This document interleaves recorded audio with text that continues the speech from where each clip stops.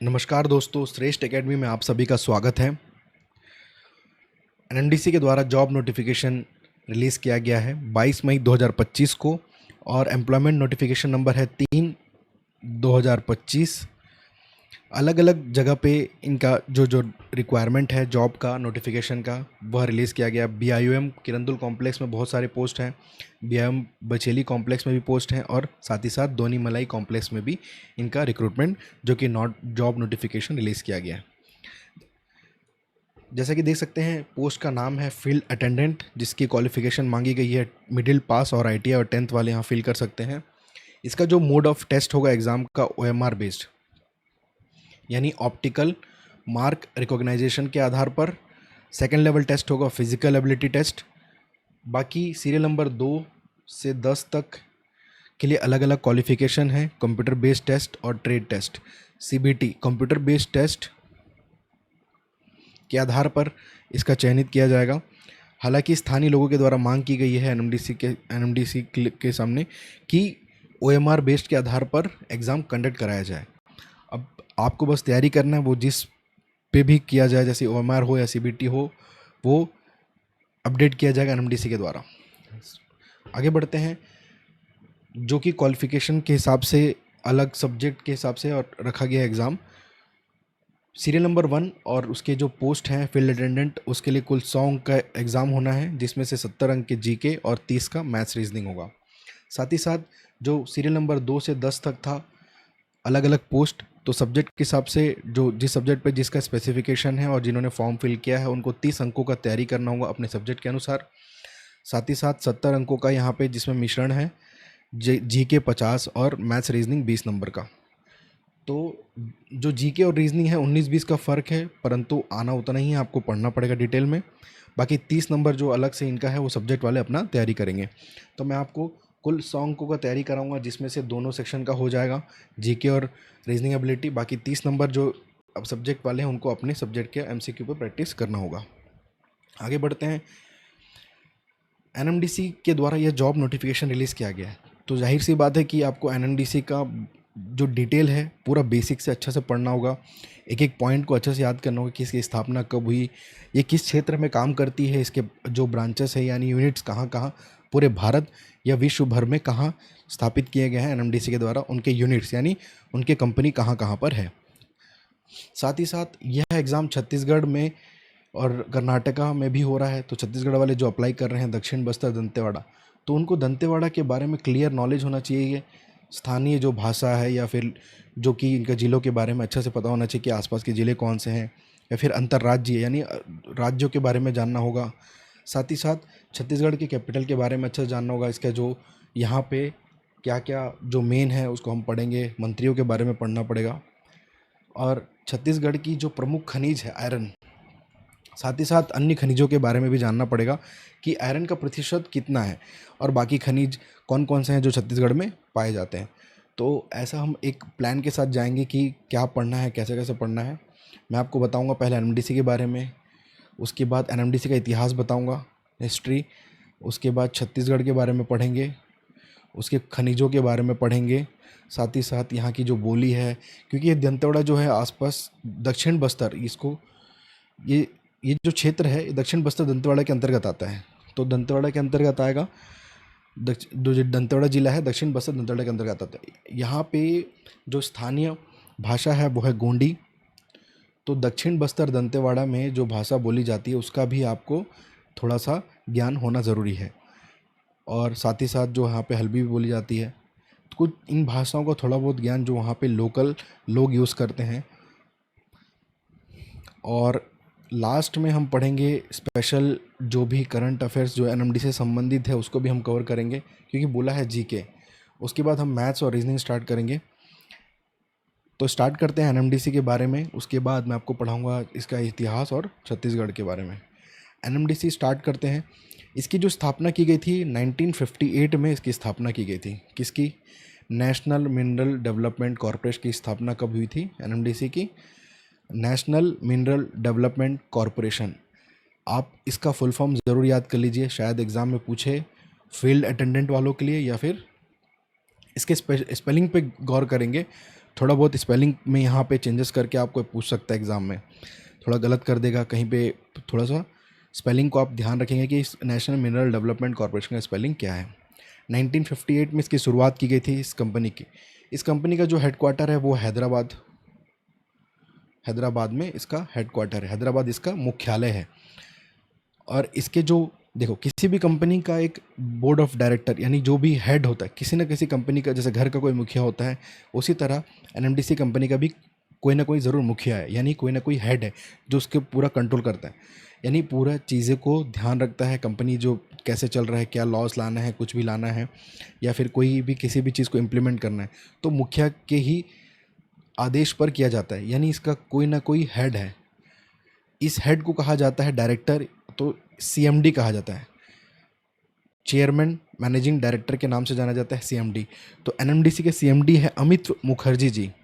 जैसा कि मैंने आपको बताया, इसका हेडक्वार्टर है हैदराबाद में, इसकी स्थापना की गई थी 1958 में। इसका जो फुल नेम है नेशनल मिनरल डेवलपमेंट कॉरपोरेशन। प्रमुख व्यक्ति हैं अमित मुखर्जी जी। इनके बारे में हम डिटेल में पढ़ेंगे क्योंकि यह बहुत ही इम्पोर्टेंट है।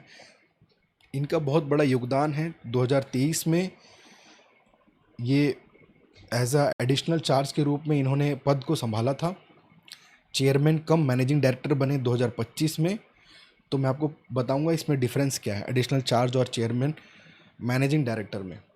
बात करते हैं एनएमडीसी के कुल एम्प्लॉयज़ की संख्या, तो 5,500 से ऊपर इनकी संख्या है 2019 का जो डाटा है उसके अनुसार। ये हमारे काम का नहीं है, संख्या नहीं पूछेगा कर्मचारियों की, क्योंकि ये वैरी करता है। साथ ही साथ आपको याद रखना है कि भारत सरकार का अधिकार एनएमडीसी पर प्रतिशत के आधार पर देखा जाए, यानी परसेंटेज के आधार पर देखा जाए, तो कुल 60.79% 60.79% होल्ड करता है भारत सरकार, यानी इसका अधिकार है एनएमडीसी के ऊपर, स्वामित्व यानी ओनरशिप। एनएमडीसी की स्थापना कब हुई थी? 15 नवंबर 1958। जैसा कि हमने यहाँ पे देखा था 1958, 15 नवंबर 1958 को इसकी स्थापना की गई थी। ठीक है। और साथ ही साथ आपको याद रखना है कि अब देखिए, मैंने जैसा आपको बताया कि यहाँ पर जो प्रमुख व्यक्ति है वो है अमित मुखर्जी जी। अब इनको नियुक्त कौन करता है? जब इस कंपनी के ऊपर 60% यानी 60% 79% अधिकार है किसका? भारत सरकार का। तो ये भारत सरकार का अधिकार है, किसके अंडर में आता है? मिनिस्ट्री ऑफ स्टील के अंतर्गत यानी उसके अंडर में आता है। तो मिनिस्ट्री ऑफ स्टील के द्वारा ही इसके हेड को, क्योंकि इनका सबसे ज़्यादा शेयर होल्डर यही है और भारत सरकार के द्वारा अपने पास इनका जो अधिकार है, तो ministry of steel government of India ही क्या करता है? इसके हेड यानी इसके प्रमुख को नियुक्त करता है। तो आपसे पूछेगा कि अमित मुखर्जी जी को चेयरमैन कम मैनेजिंग डायरेक्टर किसके द्वारा नियुक्त किया गया, यानी किसके द्वारा इसे हायर किया गया या फिर किसके द्वारा इन्हें पद पर बैठाया गया, उस पोस्ट पर किसके द्वारा बैठाया गया? तो आपको याद रखना है ministry of steel government of India के द्वारा इस पद पर बैठाया गया। ठीक है। और इसका जो हेड ऑफिस है वो है खनिज भवन मसाब टैंक। आपको पूरा नाम याद रखना है, खनिज भवन मसाब टैंक। ठीक है। अब इसके जो अलग अलग बिजनेस यूनिट्स हैं जो प्रोडक्ट पे काम करती हैं, उसके लोकेशन देखा जाए, पन्ना डायमंड माइंस जो कि मध्य प्रदेश में स्थित है और डायमंड पे काम करती है। तो ये एक ऐसी मात्र कंपनी है जो कि मैकेनाइज्ड और मॉडर्न टेक्नोलॉजी पे काम करती है। पन्ना एकमात्र, यानी यहाँ पे जो हैंड्स यानी कहा जाए तो जो लोगों का यूज़ कम होता है, ज़्यादातर मॉडर्न टेक्नोलॉजी पे काम करती है। साथ ही साथ मैकेनाइज्ड है, फुल्ली मैकेनिकल और मॉडर्न टेक्नोलॉजी के द्वारा यहाँ पर इसका प्रोडक्शन यानी खनन किया जाता है। ठीक है।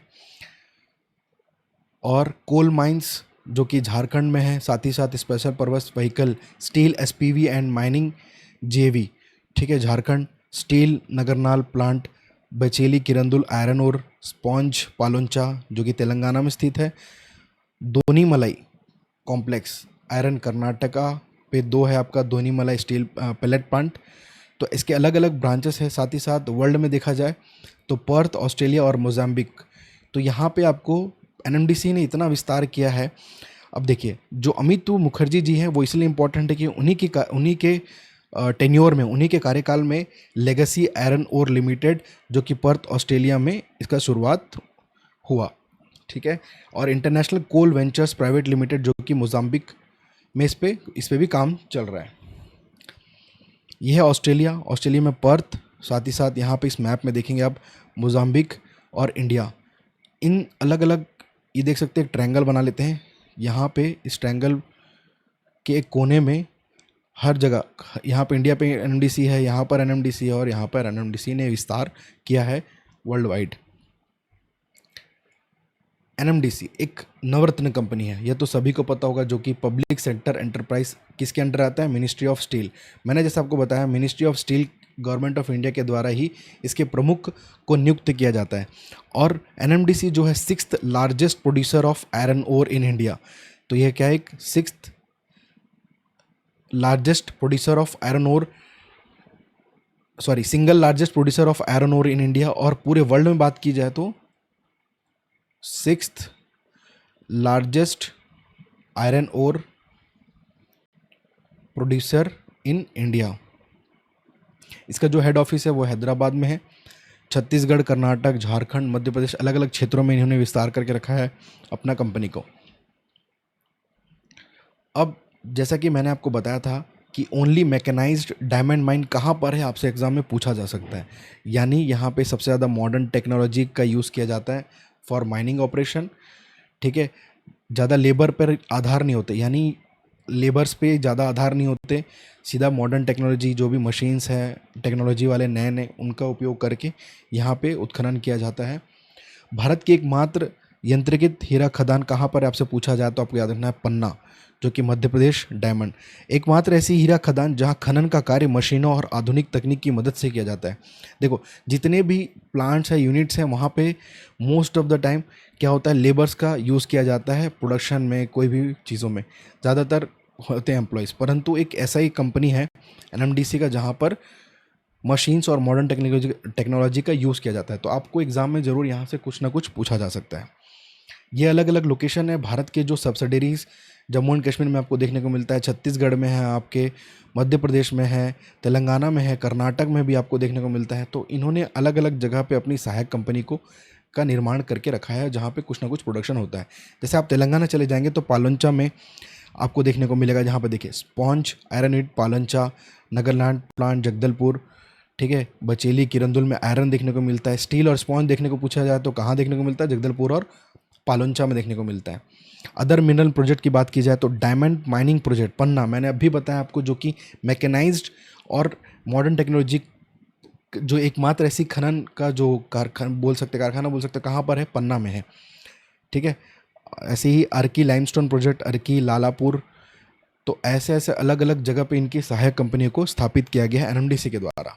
अब हमारे लिए सबसे प्रमुख व्यक्ति हैं वो है अमित मुखर्जी जी, जो कि चेयरमैन कम मैनेजिंग डायरेक्टर हैं। अब अमित मुखर्जी की बात की जाए तो इन्होंने 2018 में एज ए डायरेक्टर फाइनेंस के रूप में एनएमडीसी का पद ज्वाइन किया था। और 2023 में इन्हें additional charge cum managing director के रूप में पद ग्रहण किया था, यानी इनको ऐसा इस पोस्ट पर बैठाया गया था, additional charge cum managing director. ठीक है, उसके बाद 2025 में ये बने CMD, chairman cum managing director. अभी मैंने दो शब्द का उपयोग किया, एक 2023 में ये बने additional charge cum managing director, और यहाँ पे बनते हैं ये सीएमडी। ये दोनों पोस्ट अलग अलग हैं, इनकी क्वालिफिकेशन मतलब इनका जो पावर है वो अलग अलग होता है। Additional charge cum managing director जो कि टेम्पररी होता है, और सीएमडी एक परमानेंट होता है। अब देखिए, मैंने बात किया टेम्पररी और परमानेंट का, इसको मैं आपको डिटेल में बताता हूँ क्या होता है ये। देखिए, जो सीएमडी बने कब, 2025 में, कौन, अमित मुखर्जी जी। परंतु उनको 2023 में एडिशनल चार्ज अतिरिक्त प्रभार के रूप में नियुक्त किया गया था। किसके द्वारा किया गया था, मिनिस्ट्री ऑफ स्टील के द्वारा। ठीक है, मिनिस्ट्री ऑफ स्टील के द्वारा क्या किया गया था, अमित मुखर्जी जी को बोला गया कि आप डायरेक्टर फाइनेंस का पद से हटिए और एडिशनल चार्ज के पद पर इसको कंपनी को संभालिए। अब जो एडिशनल चार्ज पद होता है वो कैसा होता है, टेम्पररी, यानी वह अस्थायी होता है, अतिरिक्त जिम्मेदारी होती है परंतु अस्थायी होता है। और जो सीएमडी होता है परमानेंट होता है, कैसा होता है, परमानेंट और फुल टाइम होता है। यानी ये शॉर्ट टाइम के लिए था, कुछ समय के लिए था, जब तक मिनिस्ट्री ऑफ स्टील नहीं बोलती कि आप इस पद से हटिए तब तक वो उस पद पे रह के काम करते हैं। तो 2023 को जब इनको पद दिया गया, इन्होंने इतना अच्छा काम किया 1-2 साल के अंदर कि 6 मार्च 2025 को इनको सीएमडी बना दिया, यानी फुल टाइम आप अध्यक्ष बन चुके हैं, आप सह प्रबंधक निदेशक के रूप में, जो कि परमानेंट पूरा काम आपको ही संभालना है। पहले ये टेम्पररी बेसिस पे थे। देखिए एडिशनल चार्ज क्या कर रहा है, टेम्पररी बेसिस पे एक ऑर्डर को संभाल रहा है, जो भी काम कर रहा है अस्थायी रूप से सौंपा गया था। जब वो सीएमडी बने तो सरकार द्वारा औपचारिक नियुक्ति किया गया, यानी इनको फुल्ली अब पूरा पावर्स दे दिया गया। जब परमानेंट हो गए तो फुल एग्जीक्यूटिव पावर्स है, पूर्ण कार्यकारी अधिकार और नियंत्रण है। जब एडिशनल चार्ज थे तो लिमिटेड थे, कुछ नियमित सीमित तक कार्य सीमित तक कर सकते, केवल अंतरिम कार्यों तक सीमित था। अब इनका जो टेन्योर है सीएमडी के रूप में as per S official appointment order, देखिए इसका जो टेन्योर है कार्यकाल फिक्स नहीं होता, क्योंकि इन्हें इन्हें किसके द्वारा अपॉइंट किया गया था, मिनिस्ट्री ऑफ स्टील के द्वारा अपॉइंट किया गया था। इनके कार्य को देख के इनका नाम को इन्होंने प्रपोज किया था कि इनको सीएमडी बनाया जाए। पहले इन्होंने मार्च ऑफ स्टील ने इन्हें क्या बनाया था, एक पर टेम्पररी बेसिस पे इन्हें नियुक्त किया था। फिर इनके कार्य को देखते हुए 6 मार्च 2025 को फुल टाइम इन्हें नियुक्त किया गया। 2023 तक एडिशनल चार्ज थे, फिर ये बने सीएमडी। अब देखिए जब फुल टाइम आ गया तो इनके पास क्या हो गया, स्वतंत्र और अंतिम अधिकार, यानी इंडिपेंडेंट एंड फाइनल अथॉरिटी। इससे पहले कुछ जब वो टेम्पररी थे तो उनके जो पावर्स थे वो उस पर रेस्ट्रिक्टेड था, कुछ ही सब चीज़ पे यह आदेश नहीं दे सकते थे, परंतु सीएमडी बनने के बाद इनका जो है पावर और अधिकार बढ़ गया। देखिए श्री अमित मुखर्जी ने कब संभाला, चेयरमैन मैनेजिंग डायरेक्टर बने मार्च 2025 को, और एडिशनल चार्ज कब तक थे, मार्च 2023 को इन्होंने एडिशनल चार्ज के रूप में पद संभाला था।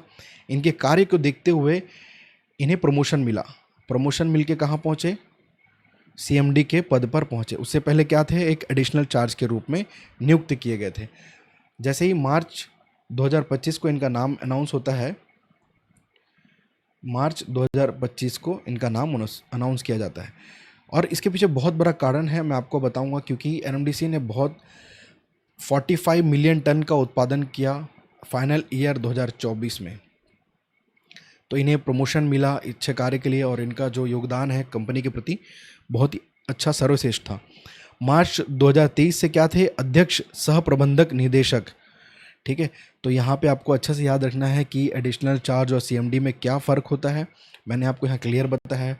2023 में क्या थे, एडिशनल चार्ज के पद पे थे। अब देखो एग्जाम में कैसे पूछेगा कि एडिशनल चार्ज के पद पर अमित मुखर्जी जी को कब मैनेजिंग डायरेक्टर किस वर्ष नियुक्त किया गया था, सामने लिख दिया एडिशनल चार्ज, तो ईयर याद रखना आपको 2023। जैसे ही बोलेगा आपको सीएमडी कौन है बोलने से 6 मार्च 2025 को इनका नाम आपको याद रखना है। की पॉइंट्स, 6 मार्च 2025 एनएमडीसी लिमिटेड के द्वारा सीएमडी के पद पर थे। उससे पूर्व किस पद थे, एडिशनल चार्ज ऑफ सीएमडी 2023। ठीक है, और 2018 में इन्होंने कौन से जो एज अ डायरेक्टर फाइनेंस के रूप में नियुक्त हुए थे, कब, 2018 में। तो यहाँ पे कन्फ्यूज़न ना हो इसके लिए एक बार मैं आपको बता देता हूँ। देखिए इनका ज्वाइनिंग कैसे हुआ एनएमडीसी में, director of finance, Amit Mukherjee की बात कर रहे हैं, डायरेक्टर ऑफ फाइनेंस 2018 में डायरेक्टर फाइनेंस के रूप में 2018 में ज्वाइनिंग करते हैं। 2023 में छोटा प्रमोशन मिलता है टेम्पररी बेसिस, क्या बनते हैं, एडिशनल चार्ज ऑफ सीएमडी। ठीक है, सीएमडी के क्या है, एडिशनल चार्ज। अब 2025 में खुद सीएमडी बन जाते हैं। ठीक है, तो आपको ये सीक्वेंस याद रखना है, इनके बारे में पूछा जाएगा एग्जाम में। ठीक है, अब देखिए अदर की पॉइंट्स की बात की जाए तो श्री अमित मुखर्जी जो हैं, ये लेगेसी आयरन ओर लिमिटेड कहाँ पर स्थित है, पर्थ ऑस्ट्रेलिया में यह कंपनी स्थापित है। और उसके चेयरमैन कौन है, यही हैं आपके श्री अमित मुखर्जी जी। ठीक है, आपको अच्छा से याद रखना है इनके बारे में, क्योंकि ये लेगेसी आयरन ओर लिमिटेड इन्हीं के द्वारा चालू कराया गया, इन्हीं के कार्यकाल में बोल सकते हैं, इन्हीं के टेन्योर में इनके जो अच्छा योगदान है यहाँ पर ये कंपनी का शुरुआत हुआ। साथ ही साथ इनका एजुकेशनल बैकग्राउंड है, कॉस्ट अकाउंटेंट है, भारतीय रेलवे से लेखा सेवा IRAS यानी Indian railway account services 1996 batch. ठीक है, अब इनके देखिए अलग अलग कंपनीज में अलग अलग पोजीशन इनका। एनएमडीसी लिमिटेड में क्या है, CMD यानी चेयरमैन एंड मैनेजिंग डायरेक्टर है। लेगेसी आयरन ओर लिमिटेड में क्या है, चेयरमैन है। एनएमडीसी सीएमडीसी लिमिटेड में डायरेक्टर हैं। बस्तर रेलवे प्राइवेट लिमिटेड में डायरेक्टर हैं। International coal ventures private limited में डायरेक्टर हैं। Minas de Benga Mauritius limited में डायरेक्टर। NMDC SARL director. तो इनके अलग अलग कंपनीज में अलग अलग पोजीशन है, ठीक है। अब 2024 में ऐसा क्या हुआ जो अमित मुखर्जी जी को जो सीएमडी बनाया गया, यानी चेयरमैन कम मैनेजिंग डायरेक्टर बनाया गया। तो आयरन ओर कंपनी ने 45 मिलियन टन से अधिक उत्पादन किया। कब? 2024 में। जैसा कि आपको पता है 2023 में क्या बने थे, एडिशनल चार्ज, और 2025 में ये बन गए सीएमडी। इसी के बीच आता है 2024। तो इन कंपनी का प्रोडक्शन बहुत अच्छा रहा, यानी इनका जो कार्य कराने का तरीका हो या फिर कंपनी के प्रति हो, बहुत ही अच्छा प्रोडक्शन मिला, बहुत ही अच्छा ग्रोथ मिला उसको देखते हुए, ठीक है। अब देखिए, किसी भी कंपनी का अगर ग्रोथ हो रहा है तो ऑब्वियस सी बात है नेशन यानी भारत का जो उस कंट्री का उसमें इकोनॉमी पे बहुत असर पड़ेगा। तो इसीलिए मिनिस्ट्री ऑफ स्टील ने इन्हें सीएमडी के पद पर नियुक्त किया। Highest ever turnover and net worth in NMDC history, ठीक है। हाईएस्ट टर्नओवर और नेटवर्थ इन एनएमडीसी हिस्ट्री। तो देख सकते हैं भारत की ये जो कंपनी है बहुत ही अच्छा काम कर रही थी। 2024 अभी भी इनका जो टारगेट है बहुत ज़्यादा है। तो आपको पूछेगा 45 मिलियन टन, जैसे पूछेगा कि भारत की पहली आयरन कंपनी बनी जिसने कितना उत्पादन किया वर्ष 2024 में, 45 मिलियन टन या फिर 50 या 55 या 46। तो आपको याद रखना है 45 मिलियन टन का उत्पादन किया है एनएमडीसी के द्वारा 2024 में। भारत की एकमात्र सुसज्जित हीरा खदान का संचालन यानी मैकेनाइज्ड, मैंने आपको बताया ये कहाँ पर है, पन्ना मध्य प्रदेश में। इसका जो कंपनी है वो क्या करता है कि मॉडर्न टेक्नोलॉजी के द्वारा प्रोडक्शन किया जाता है और लेबर का कम यूज़ होता है, इसलिए थोड़ा सा डिफरेंट है, आपको इसको थोड़ा सा याद रखना है। एनएमडीसी स्टील प्लांट का सफल परियोजना निष्पादन जो अब बस्तर की शान यानी प्राइड ऑफ बस्तर के रूप में किसे जाना जाता है, एनएमडी स्टील प्लांट जगदलपुर। तो देखिए बस्तर से यहाँ पे एक इंपॉर्टेंट क्वेश्चन मिल जाएगा, आपको ये पूछेगा बस्तर की शान किसे कहा जाता है या फिर प्राइड ऑफ बस्तर किसे कहा जाता है। तो एनएमडीसी स्टील प्लांट आपको याद रखना है, ठीक है।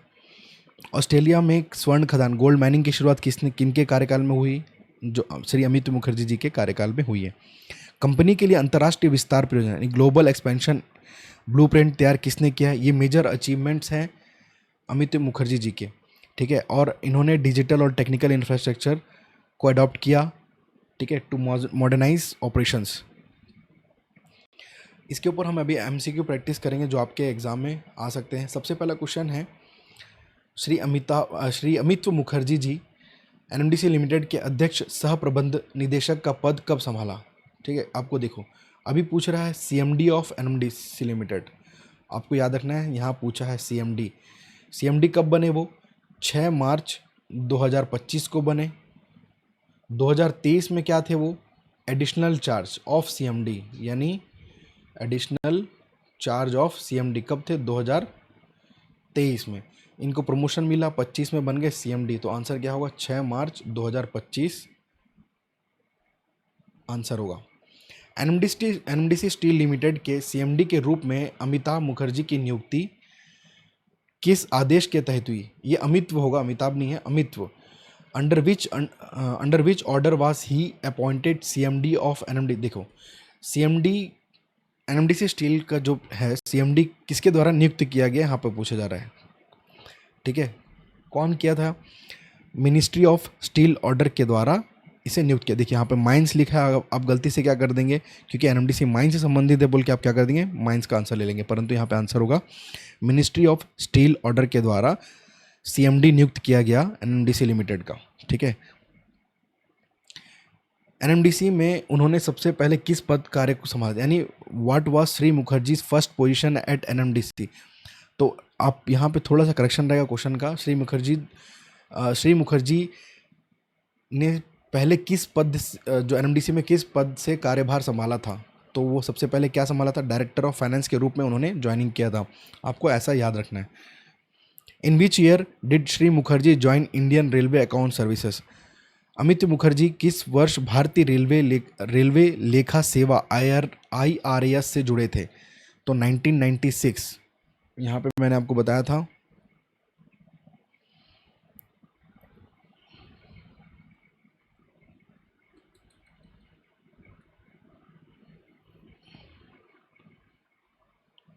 इनके एजुकेशनल बैकग्राउंड में देख सकते हैं भारतीय रेलवे लेखा सेवा IRAS के 1996 बैच के वरिष्ठ अधिकारी हैं। कौन?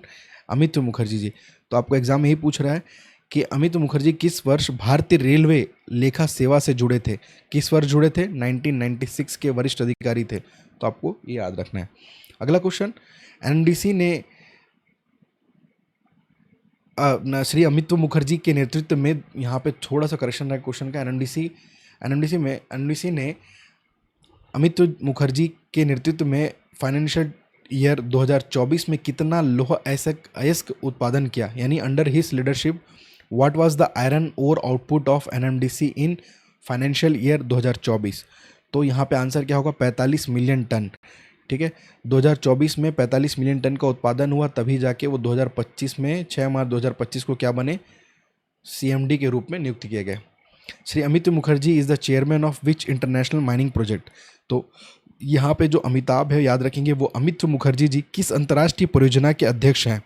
तो याद रखेंगे लेगेसी आयरन और लिमिटेड, जो कि पर्थ ऑस्ट्रेलिया में स्थापित है। भारत की एकमात्र सुसज्जित हीरा खदान का संचालन किसके नेतृत्व में फिर से शुरू हुआ? तो ये अमित मुखर्जी के नेतृत्व में शुरू हुआ। ठीक है, मैकेनाइज्ड डायमंड माइन रीस्टार्टेड, जो कि पन्ना मध्य प्रदेश में स्थापित है। तो इसका जो शुरू फिर से किसके नेतृत्व में हुआ है? अमित मुखर्जी के नेतृत्व में हुआ है।